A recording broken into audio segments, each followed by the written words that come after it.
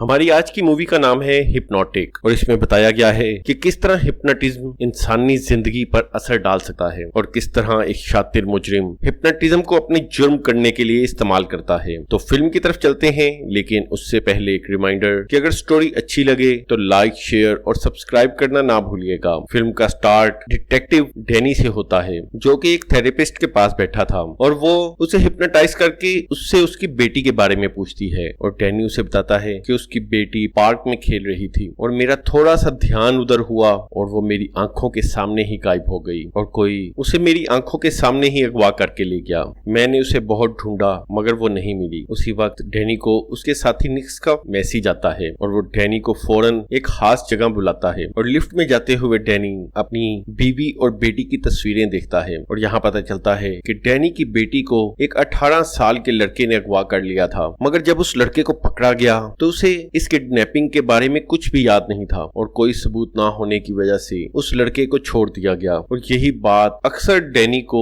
Depress रखती थी। इसके बाद डैनी निक से मिलता है और वो डैनी को बताता है कि हमें एक कॉल आई थी जिसमें हमें बताया गया कि आज बैंक ऑफ ऑस्टिन में रॉबरी होने वाली है और चोर कोई पैसा नहीं बल्कि सिर्फ लॉकर नंबर 23 को चोरी करना चाहते हैं। इसके बाद निक बताता है कि बैंक ऑफ ऑस्टिन की दूसरी ब्रांचेस में भी चोरी हुई है और सब में सिर्फ लॉकर नंबर 23 को ही चोरी किया गया है। डैनी का लॉकर भी इसी बैंक में था। इसके बाद ये दोनों अपनी पूरी टीम के साथ उस बैंक के बाहर निगरानी करने बैठ जाते हैं और इसी दौरान वो देखते हैं कि एक आदमी आकर बेंच पर बैठ जाता है और एक लेडी फोन पर बात करते करते उसके साथ आकर बैठ जाती है। डेल नाम का ये आदमी उसे हिप्नोटाइज कर लेता है और वो उस लेडी को कहता है कि आज बहुत ज्यादा गर्मी है। इसके बाद वो बाहर खड़े गार्ड्स को भी कुछ कहता है और डैनी वक्त जाया किए बगैर अपनी वैन से बाहर आ जाता है और भागकर बैंक में चला जाता है। निक उसे रोकता है कि ऐसा मत करो, लेकिन डैनी बैंक में जाकर मैनेजर को कहता है कि मुझे अपना लॉकर खोलना है। मगर इसी दौरान वो लेडी जिसे डेल ने हिप्नोटाइज किया था उसे वाकई ही बहुत ज्यादा गर्मी लगना शुरू हो जाती है और वो अजीबोगरीब हरकतें करने लगती है और उसे देखते हुए वहाँ एक एक्सीडेंट भी हो जाता है। दूसरी तरफ डैनी लॉकर रूम में जाता है तो मैनेजर कहता है कि मैं अपनी चाबियां ऑफिस में भूल आया, मगर असल में तो उसकी चाबियां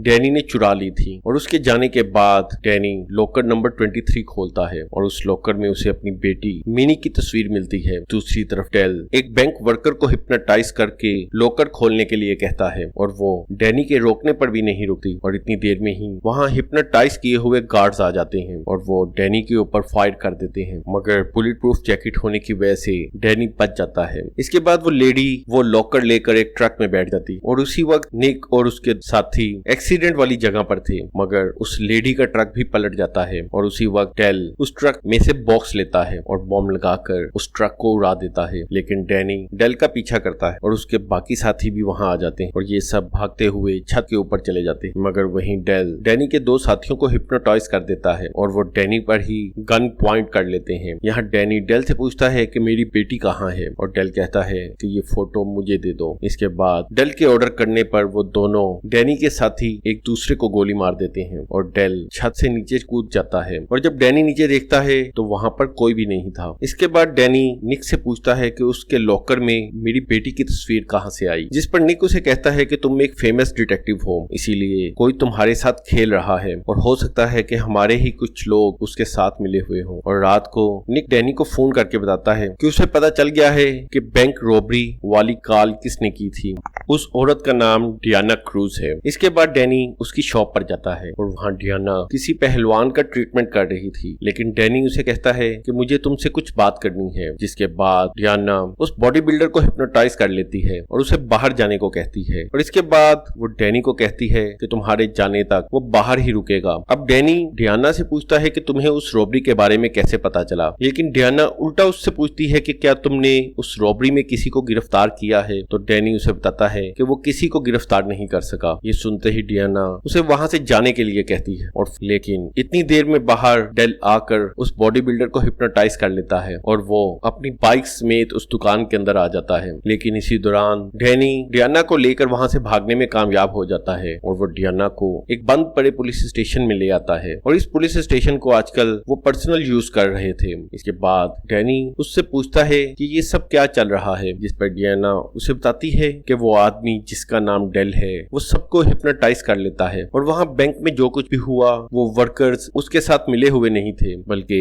उन सबको हिप्नोटाइज किया गया था। और हिप्नोटाइज में हमारी अपनी सोच खत्म हो जाती है और हम हिप्नोटाइज करने वाले का ही कहना मानने लगते हैं और उस वक्त हमें चीजें नॉर्मल नजर नहीं आती। और इसके बाद डायना बताती है कि वो भी हिप्नोटाइज कर लेती है और यही निक उसे कहता है कि मुझे हिप्नोटाइज करके दिखाओ, जिस पर वो निक को वहां बैठने के लिए कहती है और निक उसका कहना मान लेता है। इसके बाद वो निक को कहती है कि तुम एक कैदी हो, जिस पर निक एक कैदियों जैसा रोने लगता है। इसके बाद डायना कहती है कि निक तुम्हें ताजा हवा की जरूरत है और ये सुनते ही निक बाहर ताजा हवा खाने के लिए चला जाता है। इसके बाद डायना बताती है कि उसने डैनी पर भी हिप्नोटाइज करने की कोशिश की थी, लेकिन डैनी हिप्नोटाइज नहीं हुआ। लेकिन उस वक्त तक बाहर डेल निक को हिप्नोटाइज कर चुका था और अंदर डायना डैनी को बताती है कि कुछ साल पहले एक डिवीजन बना था जिसे अमेरिकन गवर्नमेंट की तरफ से बनाया गया था और इसमें बहुत से हिप्नोटाइज करने वाले लोग शामिल थे और गवर्नमेंट इसे अपने फायदे के लिए इस्तेमाल करती थी। इसके बाद डायना उसे डेल के बारे में बताती है कि वो हिप्नोटाइज का एक लेजेंड है और वो इस डिवीजन में सबसे ज्यादा ताकतवर था और बाकी तमाम डिवीजन हिप्नोटाइज के मामले में उसके मुकाबले में कुछ भी नहीं। और डेल को भी अपनी इस ताकत का अंदाजा हो गया था,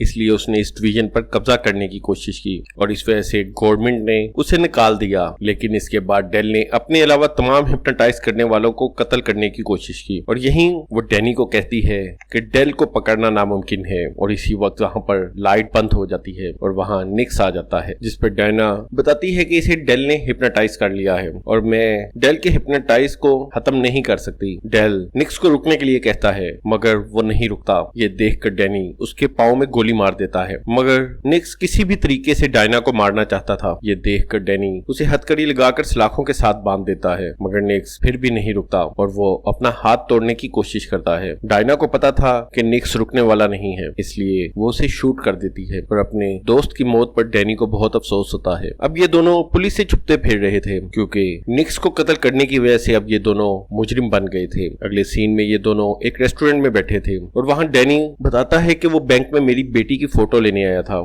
और मुझे नहीं पता कि वो उस फोटो का क्या करेगा और आखिर किसी ने तो इस फोटो को लॉकर में रखा ही होगा और मुझे कुछ भी समझ में नहीं आ रहा। और इतनी देर में ही वहां पर एक पुलिस वाला आ जाता है। वो इन दोनों को देखकर अपनी गन निकालने की कोशिश करता है, लेकिन डायना उसे हिप्नोटाइज कर लेती है और जब ये दोनों बाहर जाकर देखते हैं तो डेल दो पुलिस वालों को लेकर वहां आया था। ये देखकर डैनी वहां से भाग जाता है और वो दोनों पुलिस वाले उसका पीछा करने लगते हैं। डैनी भागकर रेलवे ट्रैक पर चला जाता है और गाड़ियों के दरमियान छुपने की कोशिश करता है, लेकिन डेल उसका हर जगह पर छुपना मुश्किल कर देता है। और उसी वक्त डैनी को महसूस होता है कि डेल ने शायद उसको हिप्नोटाइज करने की कोशिश की है क्योंकि उसे सब कुछ अजीब तरह से दिखने लगा था। इतने में वहां डेल और दो पुलिस वाले आ जाते हैं। वो डैनी को मारने ही वाले थे कि वहां डायना आ जाती है, मगर इस मौके पर डेल गायब हो जाता है। डायना डैनी को अपने साथ ट्रक में बिठाकर ले जाती है और यहाँ डायना बताती है कि जब कोई आप पर हिप्नोटाइज करता है तो आपका दिल खुद ब खुद वो काम करने के लिए तैयार हो जाता है जो हिप्नोटाइज करने वाला चाहता है। लेकिन हैरत की बात ये थी कि डैनी के पास कुछ ऐसा ब्रेन फिल्टर था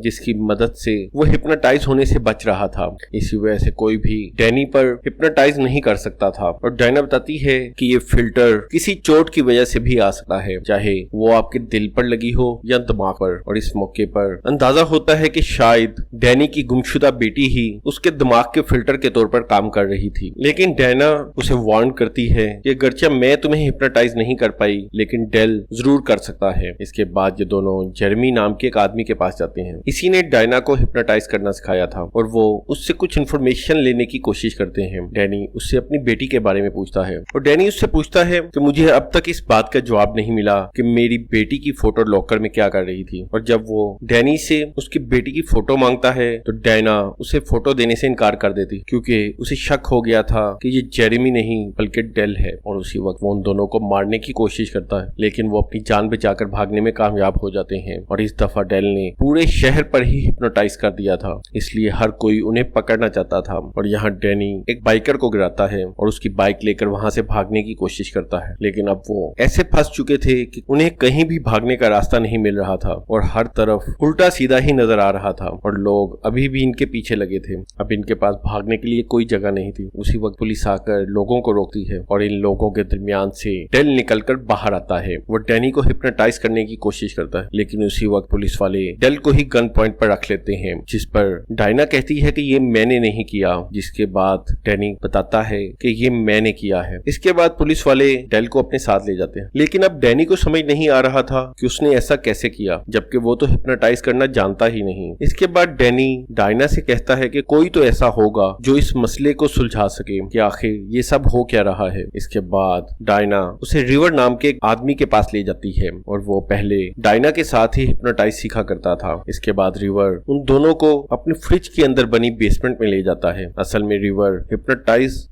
करने के साथ साथ एक हैकर भी था, और रिवर के पूछने पर डायना उसे बताती है कि डेल का डैनी की बेटी के साथ कुछ ना कुछ तो लेना देना है, और अनजाने में डैनी ने डेल के ऊपर ही काबू पा लिया, और बस हमारी यही पहेली सुलझाने में हेल्प करो। इसके बाद रिवर डैनी की मुकम्मल डिटेल्स निकालता है, मगर वहाँ उसकी वाइफ का कोई भी डेटा नहीं था। इसके बाद डैनी उसे अपनी बीवी की फैमिली के बारे में बताता है, और जब रिवर उसकी डिटेल्स ओपन करता है तो पता चलता है कि वो भी एक डिवीजन एजेंट थी, और वो भी लेवल 4 की। यहाँ डैनी को यकीन नहीं आता, और डैनी बताता है कि वो तो बचपन से मेरे साथ थी और इस बारे में मुझे कभी भी पता नहीं चला। थोड़ी देर बाद डायना वॉशरूम जाती है, और उसी वक्त डैनी अपनी फैमिली फोटोज देख रहा था, और उसी वक्त उसे एक अननोन कॉलर की कॉल आती है। फोन पर डेल था, और वो डायना को मारने के लिए कहता है, मगर डैनी उसकी बात मानने से इनकार करके फोन काट देता है। इसके बाद वो डायना को आवाज देता है, मगर उसी वक्त वो देखता है कि टेबल से कैंची गायब है, और हैरत अंगेज तौर पर कैंची उसी के हाथ में थी, और डैनी अपने दिमाग पर कंट्रोल खो रहा था, और उसे पता नहीं चल रहा था कि अब वो क्या करने वाला है, और वो कोशिश कर रहा था कि वो डायना को कोई नुकसान ना पहुंचाए। और यहाँ डायना भी उसे देखकर समझ जाती है कि कुछ गड़बड़ है, और वो उसके हाथ से कैंची ले लेती है। आधी रात को डैनी की आंख खुलती है, और वो खुद जाकर रिवर के कंप्यूटर में अपनी बीवी की डिटेल्स चेक करता है, और उसे पता चलता है कि उसकी बीवी का असल नाम डायना क्रूज है, और ये वही है जो पिछले 2 दिन से उसके साथ है। इसके बाद वो अपने फोन में अपनी वाइफ की फोटो देखता है, उसमें भी डायना ही थी। इसके बाद वो कंप्यूटर में अपनी बेटी का नाम डालता है, और उसे पता चलता है कि उसकी बेटी के पास एक्सट्रीम हाइपोनेटिक एबिलिटीज थी, और उसी वक्त वहां डायना आ जाती है, और डैनी उससे पूछता है कि मेरी बेटी कहाँ है और तुमने उसे कहाँ छुपा रखा है, जिस पर डायना उसे कहती है कि बेटी को मैंने नहीं बल्कि तुमने खुद छुपाया है। फिर डैनी को याद आता है कि डिवीजन वाले उसकी बेटी को एक्सट्रीम लेवल तक ट्रेन करना चाहते थे, मगर डैनी ऐसा नहीं चाहता था, क्योंकि वो सिर्फ एक छोटी बच्ची ही तो थी, इसलिए उसने खुद ही अपनी बेटी को गायब कर दिया था। और यहाँ डैनी समझ जाता है कि उसके साथ अब तक जो भी हो रहा था वो असल में एक धोखा था, और हकीकत तो ये थी कि इस वक्त भी वो डिवीजन के मेंबर्स से घिरा हुआ था, और आज तक उसने जिसको भी देखा वो डिवीजन के ही मेंबर्स थे, चाहे वो उसका दोस्त निक्स हो, बैंक के वर्कर्स हो, या उसके साथ काम करने वाले सभी डिटेक्टिव्स, सबके सब डिवीजन के ही मेंबर थे। क्योंकि जब डैनी ने अपनी बेटी को छुपाया तो वो जानता था कि डिवीजन उसे हिप्नोटाइज करके उससे उसकी बेटी का एड्रेस उगलवा लेंगे, इसलिए उसने अपनी सोचों पर एक ऐसा लॉक लगा दिया कि कोई और तो क्या, उसे खुद भी याद नहीं था कि उसकी बेटी कहाँ है। और उसी वक्त वहाँ डेल आ जाता है। वो बताता है कि हम पिछले 4 साल से बार बार यही कहानी दोहरा रहे हैं कि शायद तुम्हें कुछ याद आ जाए और तुम बता दो कि मिनी कहाँ है, और मैं तुम्हारी बेटी को हम सबसे ऊंचे लेवल की ट्रेनिंग दूंगा। लेकिन डैनी वहाँ से बाहर जाने लगता है, और बाहर जाके उसे हर उस जगह का सेटअप नजर आता है जहाँ जहाँ वो अब तक गया था। फिर वहाँ डेल आता है, और वो कहता है कि हम बार बार तुम्हारे साथ ये दोहरा चुके हैं, लेकिन तुम्हारे जितना स्ट्रॉन्ग माइंड मैंने आज तक किसी का नहीं देखा, और जब भी हम किसी फाइनल रिजल्ट तक पहुंचने वाले होते हैं तुम्हें सब कुछ पता चल जाता है। और यहाँ डायना भी कहती है कि प्लीज बता दो मेरी बेटी कहाँ है, जिस पर डैनी कहता है कि अगर तुम्हें 12 बार करके भी ये पता नहीं चला तो तुम 13वीं बार भी ये करके देख लो। इसके बाद वो उसे बेहोश करके वापस अंदर ले जाते हैं। वहाँ डायना आती है, और वो बातों ही बातों में उससे अपनी बेटी का पता पूछने की कोशिश करती है, लेकिन डैनी उसे कुछ भी बताने से इनकार कर देता है। इसके बाद वो सब 13वीं बार यही सब कुछ ट्राई करते हैं, और सब कुछ एकदम पहले जैसा होने लगता है, और बेटी को अगवा करने वाली बातें उसके दिमाग में डाली जाती हैं, और एक दफा फिर वही सीन नजर आते हैं जो मूवी के स्टार्ट में नजर आए थे। सब कुछ एकदम सेम टू सेम पहले की तरह था, लेकिन इस दफा डैनी होश में था, और वो सब कुछ दोहराने का ड्रामा कर रहा था। और जब उसे बैंक के बाहर डेल का पीछा करना था तो वो उसका पीछा ना करके वहाँ से वैन लेकर भाग जाता है। ये देखकर सब लोग उसका पीछा करने लगते हैं और डेल हेलीकॉप्टर में उसका पीछा करने लगता है। डैनी जंगल के अंदर बने हुए एक घर के अंदर जाता है जहाँ उसके मॉम डैड रहा करते थे और उसने अपनी बेटी को वहीं पर छुपा रखा था और डैनी के मॉम डैड के बारे में डायना को भी नहीं पता था। डैनी जब उस घर के अंदर जाता है तो वहाँ वो अपनी बेटी मिनी से मिलता है, लेकिन इतनी देर में डिवीजन के लोग भी वहाँ पहुंच जाते हैं।